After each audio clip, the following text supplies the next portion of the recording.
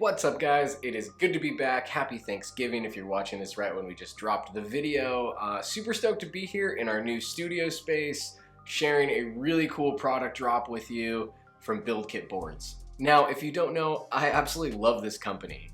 It was the first e-skateboard I bought, and after all the boards I've had, it's the only one that I truly still ride every time I pretty much go out and ride.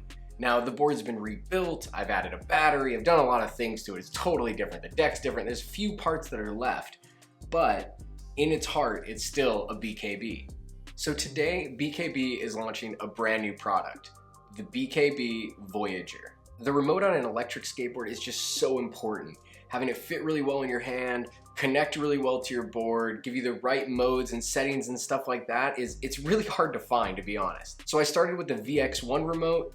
It was pretty good. I loved the shape in the hand. There's no screen, but it worked out pretty well, except for occasionally I had this glitch where I would stop at like a light, like a stoplight, and when I went to go again, it wouldn't go. It would just disconnect. I'd have to power cycle it. Bummer. So then I was like, what do I do? I checked out some friends' VX2s. They're huge and clunky in your hand. I can't get down with it. It's just way too big. I don't even understand why they would make it that big.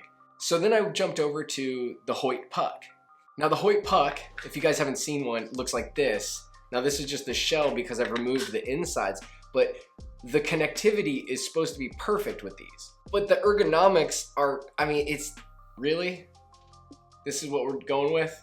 A circle? Like, look at my hand. Like, it just doesn't, when you grab, I hate the puck ergonomics, terrible.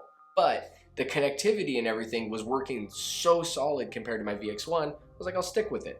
So I went jumping around on forums and I found a guy that makes different enclosures for these. So I switched the enclosure from this to this.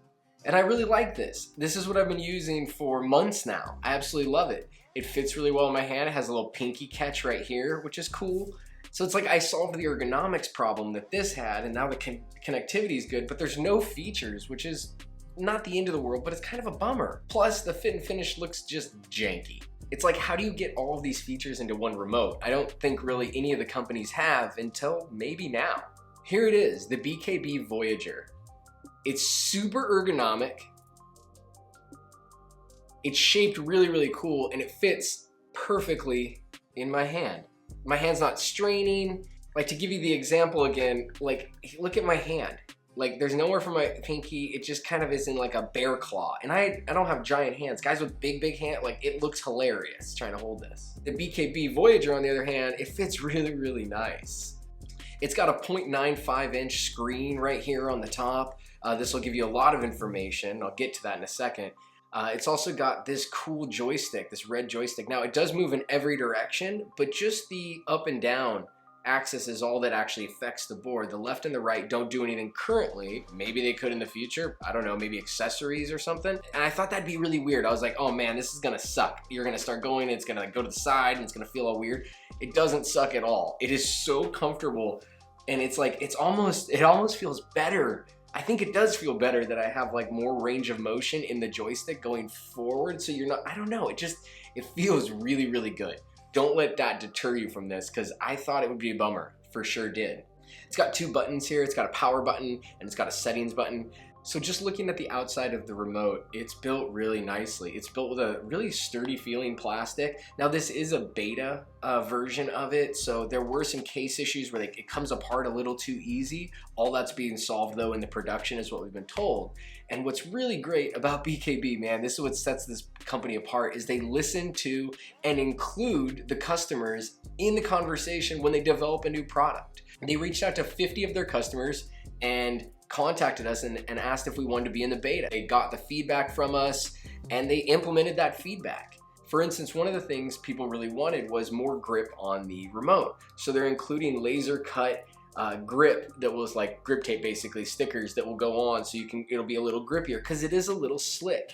The axis of the remote going up and down only. They're gonna include the option to be able to have it go up and down only with just a change of this. You can customize your spring tension. So if you wanted to have a harder or softer pull, I found the stock to be just fine. But if you want to tweak that, you can tweak that. It comes apart with just one screw, and then it actually snaps together. On the bottom of the remote control is actually like a little threaded insert so you can attach an accessory. The only one currently, it's the Fang. Now the Fang in the beta test is super wobbly. It's supposed to be a lot stiffer than this apparently. So what you're gonna be able to do is attach the Fang right here to the bottom of the remote, and it'll give you like a loop that your hand will fit inside like that. Now, like I said, this thing is like a loose noodle. You're not gonna do anything with this right now. But pretty cool that you're gonna be able to actually attach items like maybe a light or something to it. On the side here is your charge port, and it uses one of those like rubber inserts, but man, this thing fits in there so well. And once you pull it out, you can actually swivel it up and out of your way, so it's easy to plug in your USB-C, thank you for being USB-C, charge port. The battery in here is 400 milliamps, so it's a big battery for this little guy, and I've been on multiple rides and it's barely gone down at all. They're saying about 12 hours of use, so like on one charge, so I don't know, that's a ton of riding, honestly. So I don't think I'm gonna get caught off guard without it being charged that often. So the PCB and the software all have been built off of the Spentend kind of architecture and base. So that's pretty cool. That's proven to be pretty reliable from what I've seen in the community so far. It does come with V4 and V6 VESK cables, so you can connect it to either one. It can both come in the box. They're gonna be able to come in additional colors apparently too, for the actual remote control. It has a mileage tracker, like an overall lifetime mileage tracking, which is really cool. You have 3 speed modes that you can actually control from the remote. This is so cool. So you can go and have a low, medium, and high, and it's a percentage of your throttle. So do you want it to have a 25% acceleration, a 50% power of acceleration, or 100% of the acceleration?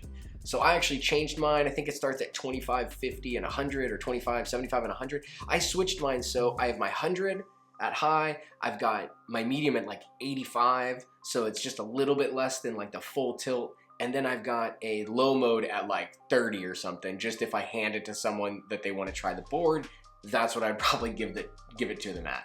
The texture on the joystick is great. It's got like a diamond pattern in it, and it's rubberized, and it feels really, really nice. The ergonomics of this thing are just fantastic. I know that was their goal coming out of the gate, was to make the most comfortable remote that's extremely reliable. And I think they've done it. It's so nice. I thought it was gonna be weird, man, and it's not. It's fantastic. So time to keep it real, as always. So the main con for me has nothing to do with while you're using the remote while riding. It's when you actually stop. Putting it into your pocket just doesn't work that well. It does have the lanyard, so I'll just let it hang most of the time, I think, but I guess that's the trade-off.